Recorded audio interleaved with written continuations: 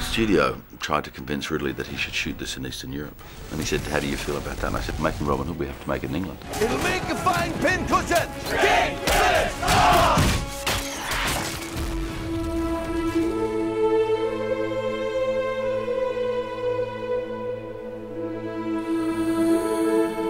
We filmed in the beautiful countryside around London, and a village was built there. They actually built a village. Alan Adale, Will Scarlett, and Little John, Lady Marian.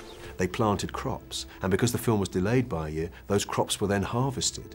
It was as if we really had something very authentic in the middle of the English countryside. We got permission from the Queen to shoot in places that they hadn't actually allowed the public into before. So these twisted oak forests and stuff, you know. It was funny, actually. Prince Andrew visited the set one night. I didn't realise he was such a student of the history of England over the ages, you know, so we actually had a great chat.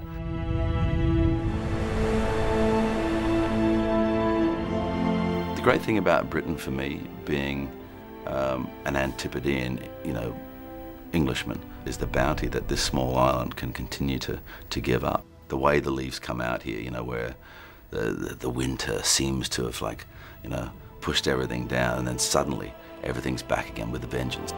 Everywhere you look is indicators of the struggles of past generations and the achievements of past generations. You build a country like you build a cathedral, from the ground up.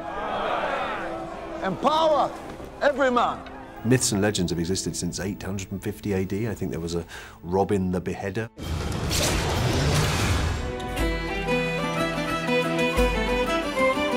If you want to know anything about the heritage of our country, you can do worse than go and visit where it comes from.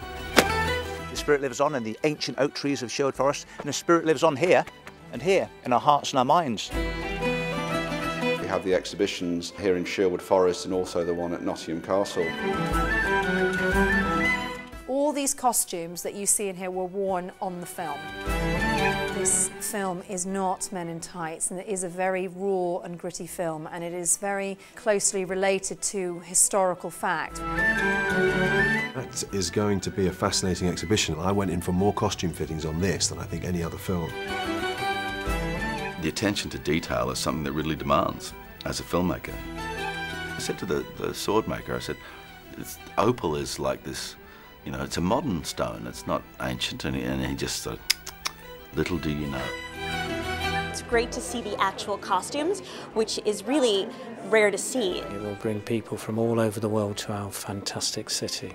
There's so much to actually go and find out about the real Robin Hood. We just came from the Justice Museum, a place where they would toss prisoners. They think that the actual Robin Hood was thrown down there and escaped. So it's a really thrilling history, and it all comes to life in context of the real story here in Nottingham. We are men of the hood. Knowing that you were on a horse that had an original saddle, knowing that you were using a sword that was made in exactly the same way as the swords would have been, and then you're fighting guys, you know, it's like, it's almost exactly how it would have been. And what fascinates me is how these guys ever fought at all, because the weight of the chainmail and the armour means that all those sequences you see where people in armour fight for hours and hours, I can't believe that's true. I think they maybe 2 or 3 blows and they all had to lie down and have a cup of tea. I love being in Wales. You know, my grandfather, my dad's father, he was from Wrexham. But as Kate Blanchett has said, where we both live is a place called New South Wales. It was like, oh, that's why they called it New South Wales. You know, this long crescent-shaped beach with the, you know, the deep sand and everything. It's a gorgeous place, you know. One of the most beautiful spots on the earth. I mean, that beach is absolutely gorgeous. I was there with my family and my 2 small boys, and they were absolutely riveted by the event.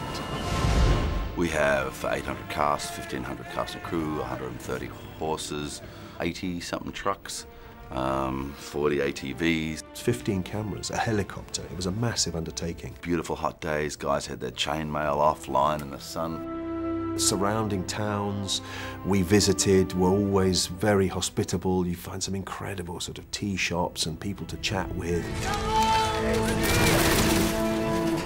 What I did with the Merry Men is wherever the opportunity arose, wherever we visited, without announcement, or whether in Wales or whether in Derbyshire or whatever,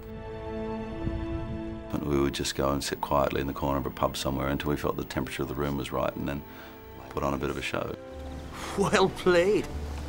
And one thing I really love about England is that you can get a sing-along happening at the drop of a hat, mate, and the voices are pure and melodic, Go to any football game, and what erupts from the terrace is just really exciting. Visit Britain. Everybody should.